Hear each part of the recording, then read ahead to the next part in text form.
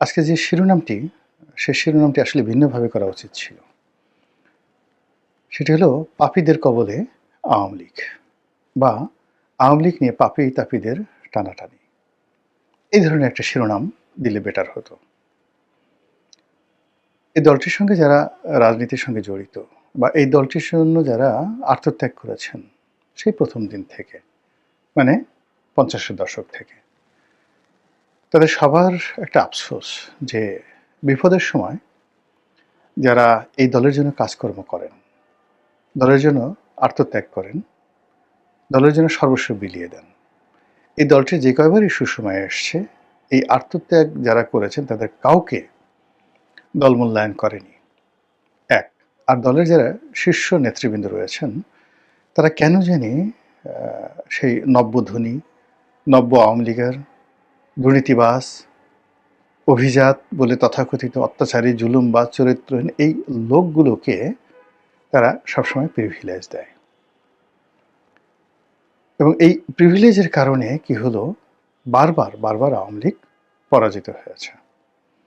আর এখন এইবার আওয়ামী লীগ এতটা বিপদে পড়েছে, এই এতটা বিপদ থেকে আওয়ামী লীগ আদৌ বের হতে পারবে কিনা এটা সময় ছাড়া কেউ বলতে পারবে না।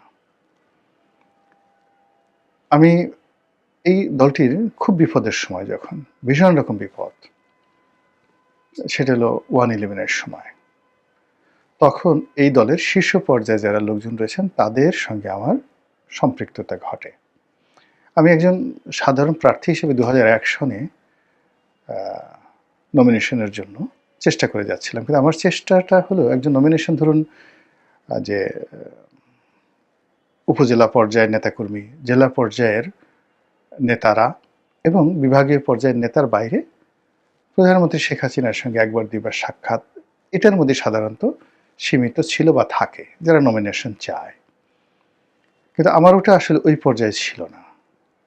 আমার এটা কি হলো, প্রথমত যে ওবায়দুল কাদের সাহেব এবং আব্দুল জলিল সাহেব, এই দুজনের সঙ্গে আমার একটা ব্যক্তিগত সম্পর্ক গড়ে উঠল।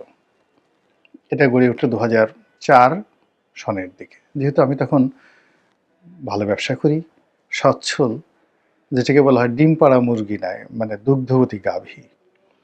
তো কাজে আমি খুব সহজে নেতাদের দৃষ্টি আকর্ষণ করতে পারতাম এবং যেখানে যেতাম সেখানে খুব আকর্ষণীয়, এর কারণ হলো আমি খরচ করতে পারতাম। তো এই অবস্থাতে যারা শীর্ষ নেতৃবৃন্দ রয়েছেন তখন তাদের প্রায় সবারই আর্থিক দৈন্যদশা ছিল 2001 থেকে একেবারে 2009 পর্যন্ত, সবারই দৈন্যদশা ছিল। কারো এরকম দহরম মহরম অবস্থা ছিল না আওয়ামী লীগের যারা নেতৃবৃন্দ রয়েছেন।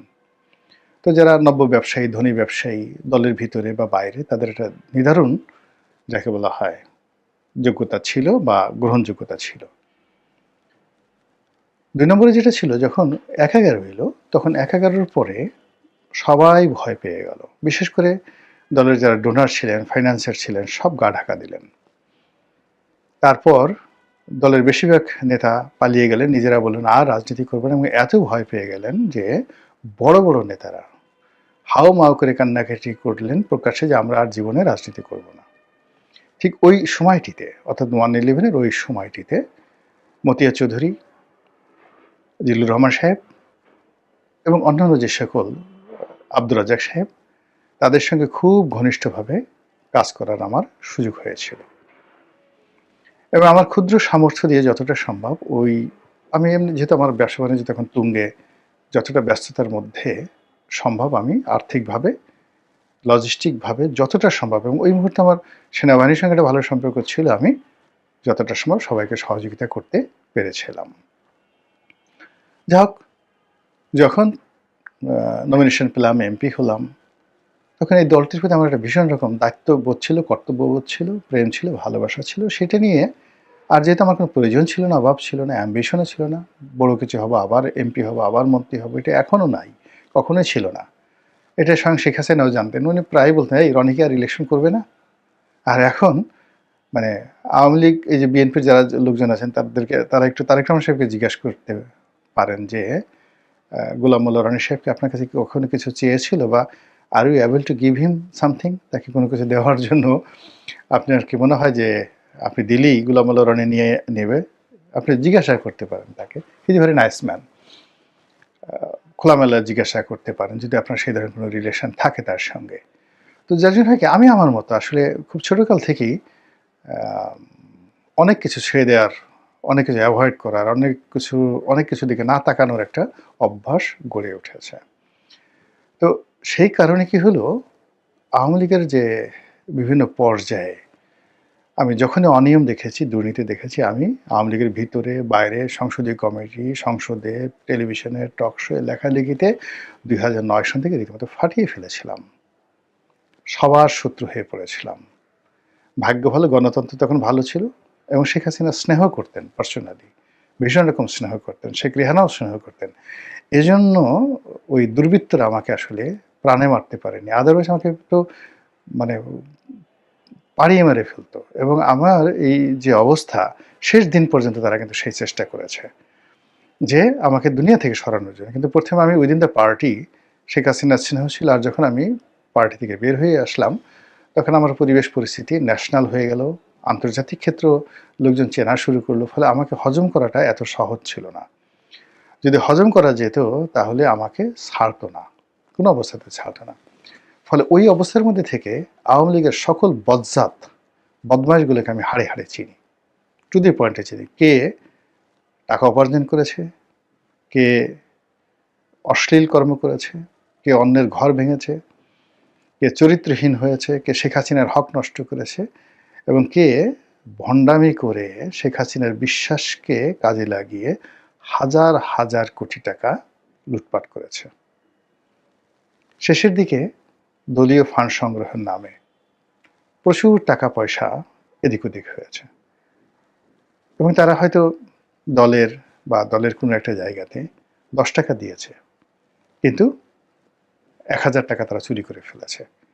এই যে নজরুল ইসলাম মজুমদার এক্সিম ব্যাংকের, সালমান এফ রহমান, এই যে নসরুল হামিদ বিপু, মানে এরা ইচ্ছে করেই একটা বিরাট অপরাধের চক্র, আনিসুল হক আইনমন্ত্রী, এরা করে ফেলেছিল। আর আমি নাম বললাম না, অন্য যারা আছে তাদের নাম বললাম, নাম বলতে পারি সবাইকে, কোনো সমস্যা না।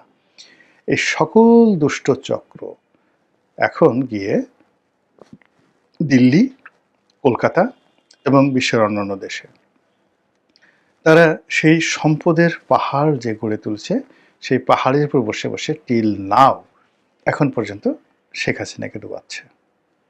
এবং শেখ হাসিনাকে তারা আজরায়েলের হাতে তুলে না দেওয়া পর্যন্ত সম্ভবত ক্ষান্ত হবে না।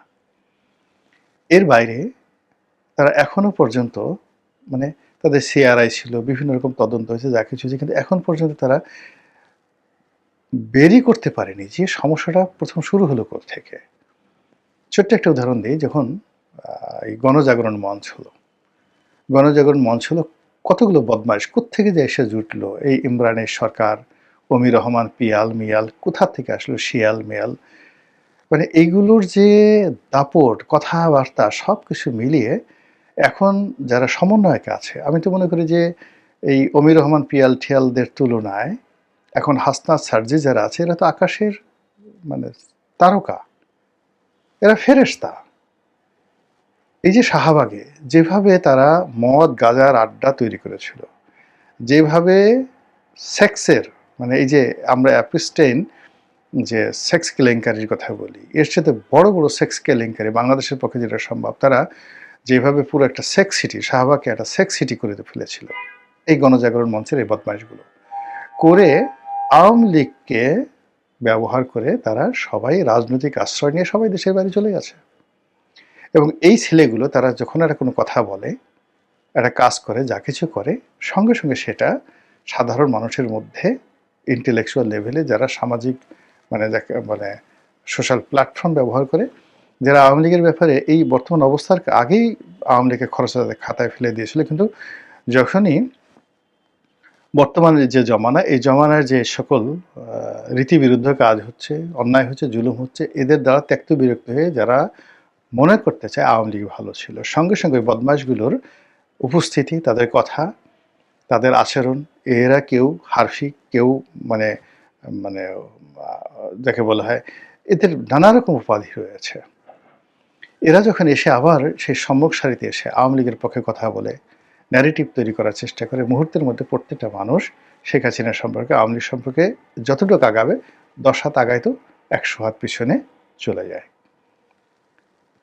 এবং এই যে পাপীদের যে গ্রুপ, সেই গ্রুপ নিয়ে আওয়ামী লীগ যতদিন না পর্যন্ত নিজেদেরকে এই পাপীদের থেকে আলাদা করতে না পারবে, এবং যারা তুলনামূলকভাবে, আসলে বাংলাদেশে তো শতভাগ পাওয়া যায় না, যাকে বলা হয় সৎ মানুষ পাওয়া যাবে না, কিন্তু কম্পারেটিভলি যাদের অন্তত পক্ষে জনগণের দিকে মানে জনগণ যাদের মুখগুলোকে এখন অপ্রিয় করে তোলেনি, যাদের চেহারা দেখলে জনগণের রাগ হয় না।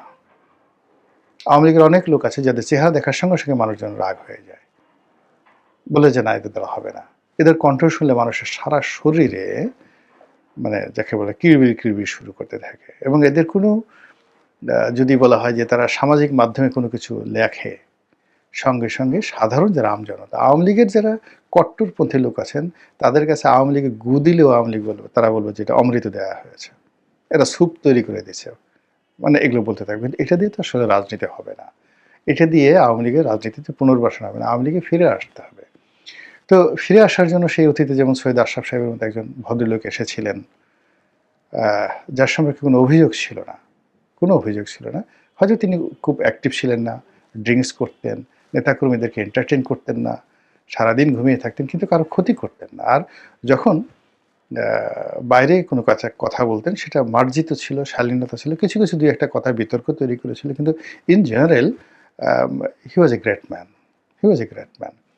তো ওই গ্রুপ ছাড়া যারা উগ্র, যারা দুর্নীতিতে আকণ্ঠ নিমজ্জিত ছিলেন, যাদের পরিবার বলে কিছু নেই, দেখলাম যে মানে নিজের পরিবারে যে লোক রেসপেক্টেড নয়, কোনো দিক থেকে রেসপেক্টেড নয়, ব্রোকেন ফ্যামিলি, সব মিলিয়ে ছিলিয়ে এই মানুষগুলোর হাতে যদি আওয়ামী লীগের আবার নতুন নেতৃত্বের অভিষেক হয়, জয়ের পেছনে যদি এরাই থাকে, শেখ হাসিনার আশেপাশে যদি এরাই থাকে, তাহলে যে পাপ আওয়ামী লীগকে ক্ষমতাচ্যুত করেছে, সেই একই পাপ তাদেরকে বহু বহু বছর অনন্তকাল ক্ষমতার বাইরে রাখবে, এবং একটা সময় হয়তো এই দলটির অস্তিত্ব বিলীন হয়ে যেতে পারে। আর এটার উল্টো হয়ে যেতে পারে, তারা খুব দ্রুত ফিরে আসতে পারে, যদি তারা তওবা করে, দ্রুত ফিরে আসতে পারে, নিজেদের যে কলঙ্কগুলো রয়েছে, ক্যান্সারগুলো রয়েছে, সেই ক্যান্সারগুলো তারা বাদ দিতে পারে, এবং যে হারামগুলো রয়েছে সেই হারামগুলো থেকে তারা নিজেদেরকে রক্ষা করতে পারে। হয়তো আল্লাহ রাব্বুল আলামিন তাদের জন্য সম্ভাবনার দ্বার খুলেও দিতে পারেন।